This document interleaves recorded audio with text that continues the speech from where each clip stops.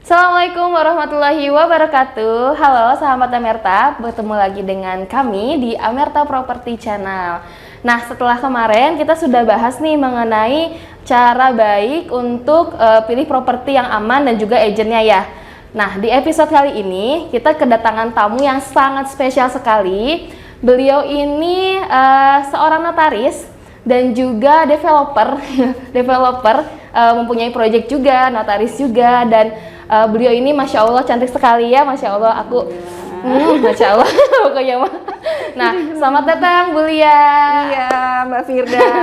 Apa kabar Ibu? Damang? Alhamdulillah, damang. Ya. Mbak Firda gimana, damang? Sehat, aku selalu sehat. Alhamdulillah. Nah, terima kasih banyak nih Bu Lia sudah datang di channel edukasi kita di Amerta Property. Nah, kemarin kan kita sudah membahas tentang cara beli properti yang baik ya Bu ya. Mungkin sebagian dari Bapak Ibu atau teman-teman yang mau cari properti itu masih bingung terkait legalitasnya nih Bu Lia. Nah, Bu Lia kan di sini sebagai notaris ya Bu ya, PPAT dan juga notaris ya.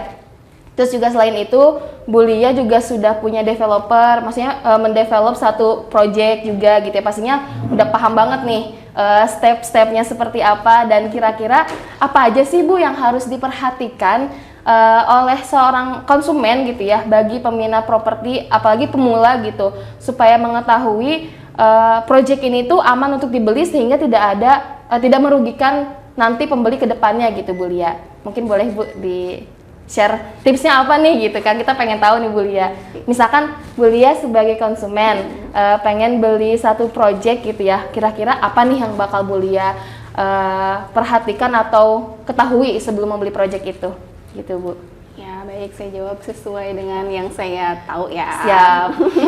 Iya, pertama kalau misalnya saya posisi sebagai konsumen, kalau misalnya udah cocok nih ya, kan misalnya kan kita ngelihat kalau udah cocok dulu ya, Iya, lokasinya betul, ya kan, lokasi gitu gitu ya. kan. Baru kita lihat nih, nah pertama legalitasnya ya kan, legalitasnya itu apa aja sih yang dimiliki oleh developer itu, sehingga dia berhak untuk menjual ke konsumen ya. Pertama itu suratnya apa yang dipunya gitu kan, apa sertifikat ya, atau misalnya masih AJB gitu kan, terus izin-izinnya sudah ada belum, seperti kalau misalnya atas nama PT dia berarti kan izin lokasi ya, izin lokasi atau set plan Iya, gitu ya, set plannya udah ada belum gitu. Nah, kalau misalnya izinnya sudah ada, terus kepemilikannya juga sudah kuat gitu ya, sudah sah, misalnya udah atas nama developer. Berarti harus banget atas nama developer ya Bu ya, atau misalnya ya, atau ada minimal juga ada kuasa dari pemilik lahan, bisa juga kan, misalnya ketika developer itu dia bekerja sama dengan si pemilik lahan kan tentunya biasanya kan ada kuasa ada kuasa dari pemilik lahan. Nah, itu ditanyakan gitu. Jadi kepemilikannya apa, suratnya misalnya apakah yang masih SHM, apakah masih AJB atau GIRI gitu kan. Terus ada surat kuasa tidak dari pemilik lahan kalau misalnya dia memang tidak atas nama developer, si suratnya itu. surat-suratnya ya. Terus yang kedua yaitu tadi perizinannya. Perizinan. Udah keluar belum? Ya kalau misalnya atas nama PT berarti kan izin lokasi atau IPPT ya, set plan. Kalau misalnya atas nama perorangan ya berarti kalau untuk bikin rumah berarti IMB gitu ya. Oh, IMB. IMB itu kayaknya memang wajib banget ya Bun ya. IMB itu diperhatikan gitu. Ya, jangan sampai nanti ketika udah beli tanah gitu kan, udah beli, kita memutuskan beli di situ tapi tidak bisa dibangun gitu. Iya ya, aduh. Jangan sampai tuh kayak gitu. Makanya harus diperhatiin. Nah, kalau itu kan untuk rumah nih Bu. Kalau misalkan untuk tanah kafling aja gitu, kira-kira apa yang harus diperhatikan sama konsumen nih Bu? Untuk tanah kapling sebenarnya ya sama aja kan, Sama kedepannya aja ya? juga kan mau untuk dibangun ya. Oh iya, betul-betul. Jadi kalau secara umum sih sama aja ketika memperhatikan legalitasnya, satu ya dari kepemilikan suratnya dan dari izinnya juga. Dari izinnya juga ya, betul-betul. Ya. Kan sekarang juga marak nih Bu, kafling yang berkonsep kayak untuk wisata atau perkebunan. Nah, kira-kira kalau yang seperti itu, apakah ada perbedaan antara perizinan untuk perkebunan dan juga untuk dibangun rumah Bu? Iya, pastinya ada perbedaan lah ya. Kalau misalnya perkebunan kan peruntukannya berarti untuk apa wisata kebun kayak gitu ya. Tapi kalau misalnya untuk perumahan ya perizinannya ya memang untuk perumahan. Jadi memang kita mesti lihat dulu izinnya tuh apa gitu yang dia punya sama developer itu.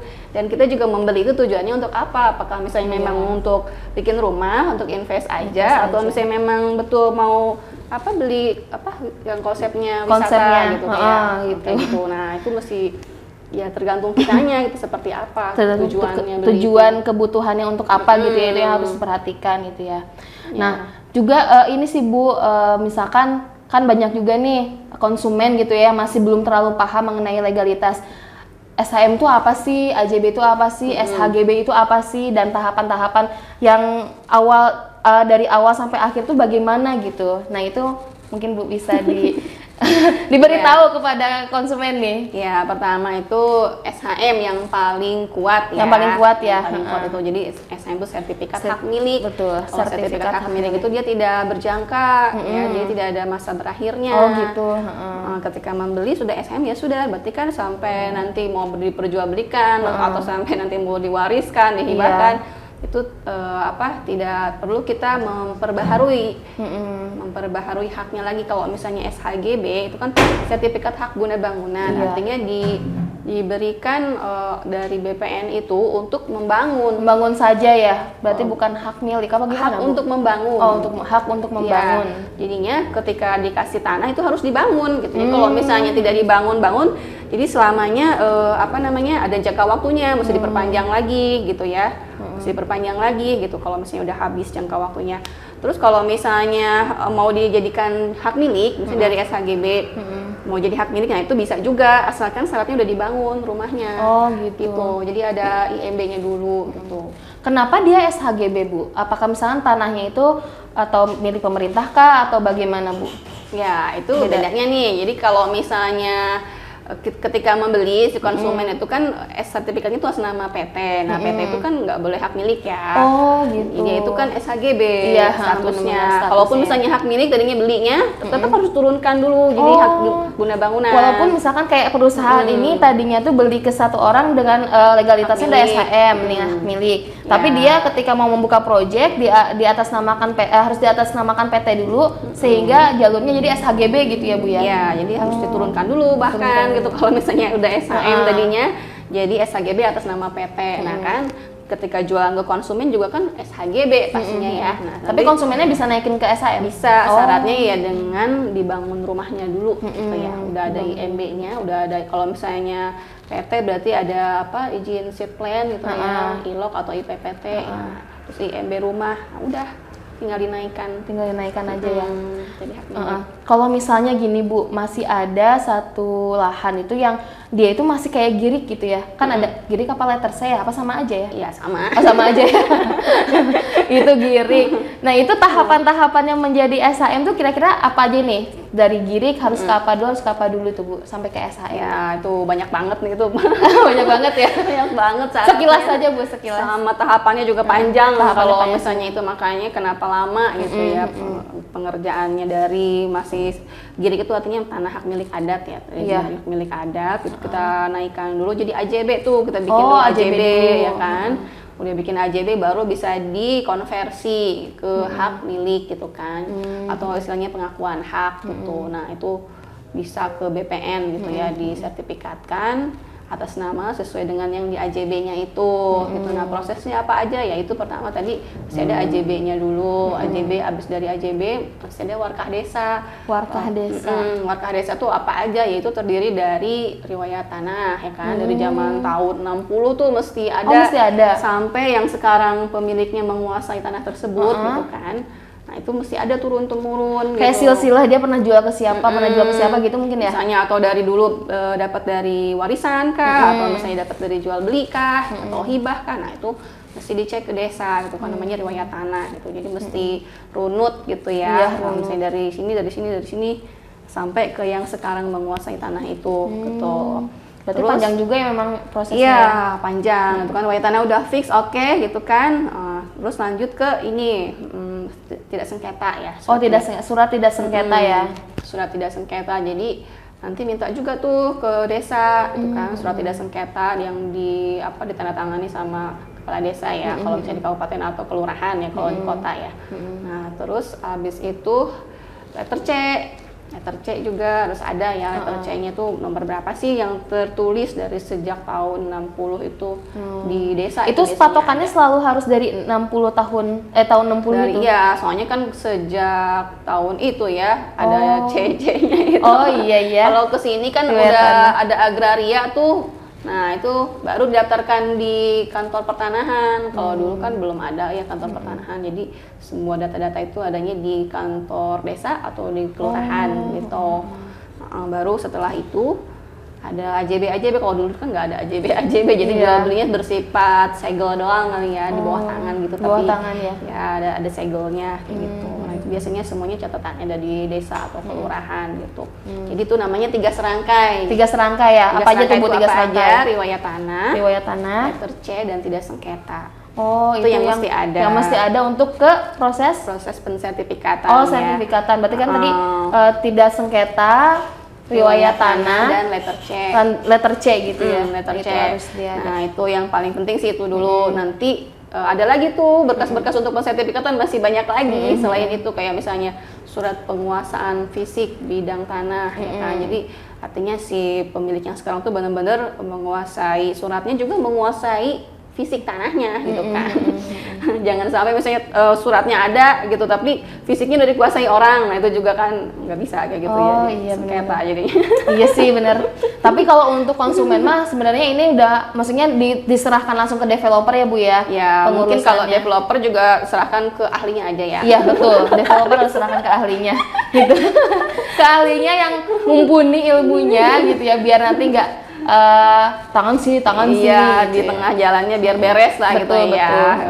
Tapi intinya kalau konsumen mah udah tinggal terima beres gitu ya Bu ya. Paling tingkatannya ketika beli itu kan ada yang bisa langsung AJB, ada yang harus AJB-nya nunggu gitu.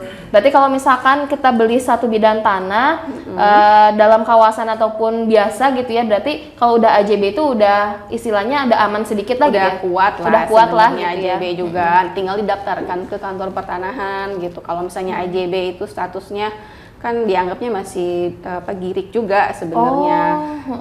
Jadi mesti dilanjutkan ke proses tingkatannya kecamatan ya atau apa ya? Kalau AJB enggak sih, AJB itu bisa dibuat PPAT, pejabat pembuat akta tanah. Jadi pejabat pembuat akta tanah tuh bisa notaris, bisa juga camat. Kalau camat itu PPAT sementara. Jika di wilayah itu tidak ada notaris PPAT umum, nah itu diangkatlah PPAT sementara atau camat gitu. Oh gitu. Nah tadi terkait wilayah nih Bu, kan kadang-kadang ada juga yang developer ini memakai notaris di wilayah ini, itu kayak beda daerah. Sebenarnya memang ada zonasinya tuh bagaimana sih Bu? Ya, jadi kalau untuk notaris itu jabatannya adalah wilayah provinsi. Ini kalau misalnya saya ini provinsi Jawa Barat wilayahnya. Jawa Barat ya Ibu ya. Cuman kalau misalnya PPAT itu sebenarnya sama juga wilayahnya wilayah provinsi kalau sekarang, cuman belum ada SK Kementeri pelaksananya gitu ya. Jadi belum bisa dilaksanakan, padahal sudah ada juga itu peraturannya bahwa disesuaikan dengan notaris itu sesuai wilayah jabatannya. Jadi kalau pelaksanaannya PPAT itu masih kota atau kabupaten gitu. Oh, PPAT kota atau kabupaten. Tapi kalau Bu Lia ini udah menyangkut provinsi ya berarti. Iya, kalau untuk notarisnya. Tapi kalau misalnya untuk PPAT-nya saya wilayahnya Kabupaten Sukabumi karena ngikutin kedudukannya juga notaris gitu. Cuman untuk kalau misalnya sekarang kan rekanan bisa rekanan ya. Rekanan di mana saja gitu. Notaris kan ada ikatannya juga, PPAT ada ikatannya juga. Jadi kita biasa rekanan sama sesama PPAT. Misalnya yang penting kan si notarisnya itu yang bisa kita pegang yang amanah gitu betul, aja sih. Jadi kerjaannya semua dia yang ngurusin gitu. Palingan gitu aja. Kalau ini Bu, ada kan satu proyek misalkan yang AJB-nya cepat. Kalau AJB-nya cepat kan berarti ya udah aman lah untuk konsumen gitu ya Bu Lia. Tapi ada juga yang menunggu AJB-nya misalkan kayak tenggang waktu 6 bulan atau sampai 1 tahun. Nah sebenarnya di situ tuh masih apa sih Bu? Maksudnya tuh apa ya? Kenapa bisa ada yang cepat, ada yang lama gitu? Dan ketika ada yang lama, apakah itu masih recommended juga untuk konsumen? Dan apa gitu patokannya Bu? Nah ini mesti dilihat dulu, maksudnya AJB-nya ini dari sertifikat ataukah AJB-nya itu belum sertifikat? Kan bikin AJB itu kan lihat dulu ya Iya. alas haknya yang sekarang Iya. itu dia apa, misalnya udah sertifikat kah, kalau misalnya udah sertifikat bikin AJB ya tinggal balik nama cepet itu prosesnya. Tapi kalau misalnya dia baru AJB saja gitu, berarti kan mau diproses jadi pensertifikatan, nah itu yang lama, biasanya sampai setahunan sih ya. Oh. Dan Tapi tetap tergantung aman wilayah untuk BPN. konsumen juga ya Bu ya?